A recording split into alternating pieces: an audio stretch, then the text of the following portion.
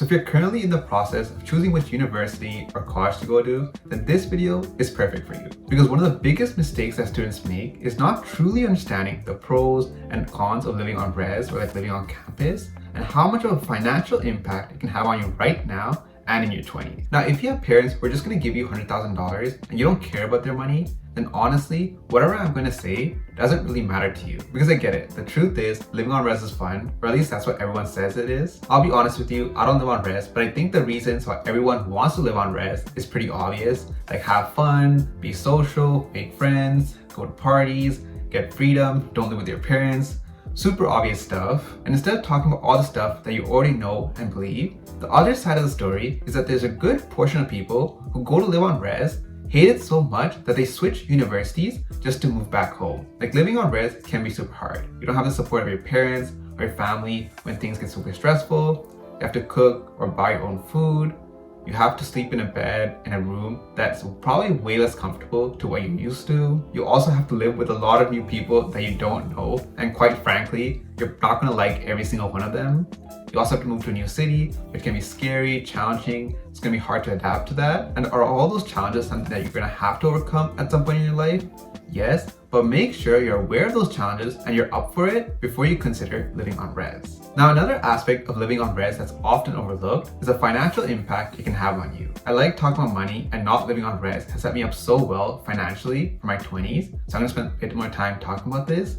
But in short, college and university is so expensive. Like I'm studying engineering at University of Toronto and my tuition is about like $18,000 a year. And even though I have to commute like 1.5 hours one way just to get to school, I don't live on res because of the fact that to live on res or like find a place near my campus, it would cost me an additional $15,000 to $25,000 per year. And going back to what I mentioned before, if you don't have parents who are just gonna throw money at you and not care about what you do with it, this is a lot of money. Like most parents do have a savings account where they save some money for their child's education, but the amount of money that they save is usually never enough to cover all the tuition and all the expenses for living on res. Even if you work part-time, even if you get scholarships or like grants, you're inevitably going to take out student loans, and that's something you're going to have to pay back in your 20s and beyond. Even though I'm in a program with high tuition, like $18,000 per year, because I chose not to live on res, my parents' education savings, the scholarships, and the grants that I got easily covered all my tuition. And now all the money that I earned by working part-time during the school year or during the summers, I'm actually able to save that money and invest it. And this means that I'm way more financially independent as I head into my 20s. I generally don't believe this is too complex to understand.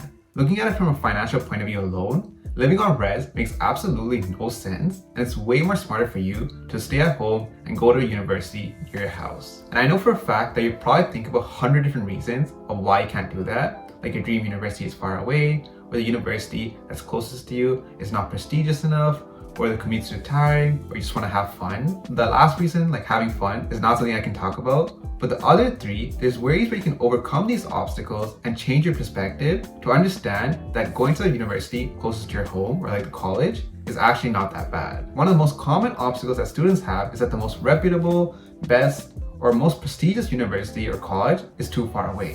And if you're coming from a household like me, your parents are always like, oh, you have to go to the best university or college so you can get the best opportunities, get the best job, get the best career, and get the best life. But I hate to break it to you, just going to the best university or college is not going to automatically make you successful. I'll admit it, some universities or colleges are more prestigious than others and they have more opportunities than others.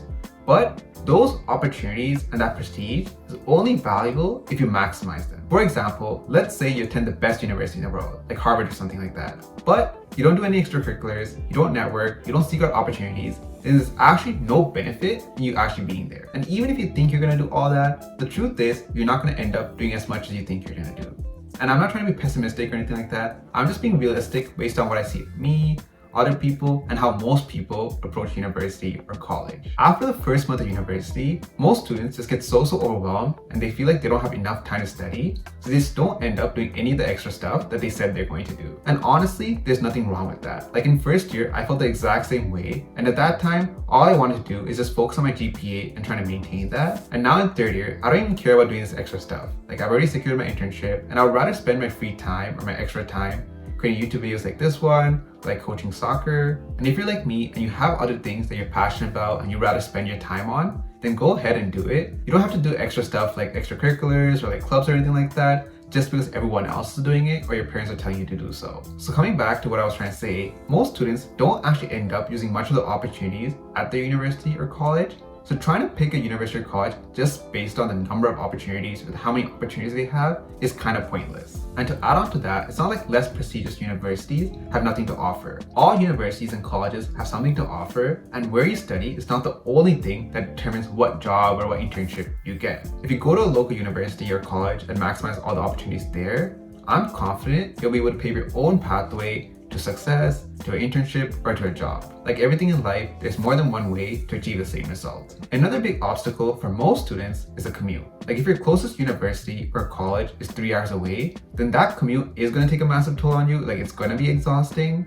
But what I want you to understand is that in university and college, the truth is you don't have to go to school every single day. I know, mind-blowing stuff. A lot of classes, especially in first and second year, are either recorded or offered online synchronously. And if you take those classes or you just watch lecture recordings, you'll actually find that your schedule frees up quite a bit. Another thing about university or college is that you don't actually have to attend all your classes. Like there's tutorials, practicals, and lectures.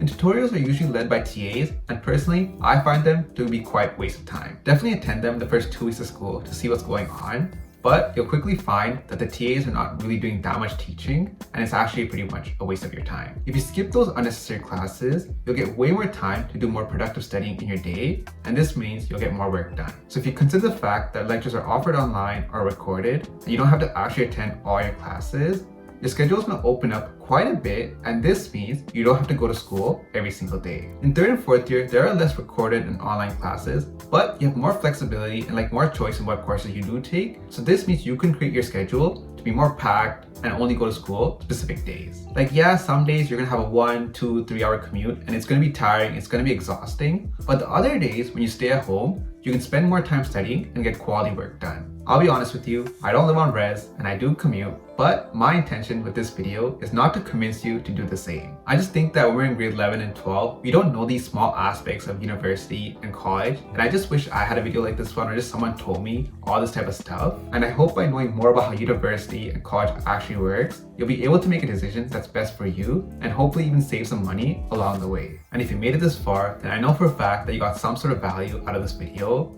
All I would ask in return is that you like, comment, and subscribe. I would really appreciate it. It does help my super small channel a lot. And with that being said, thank you for watching, and I'll see you in this video right here.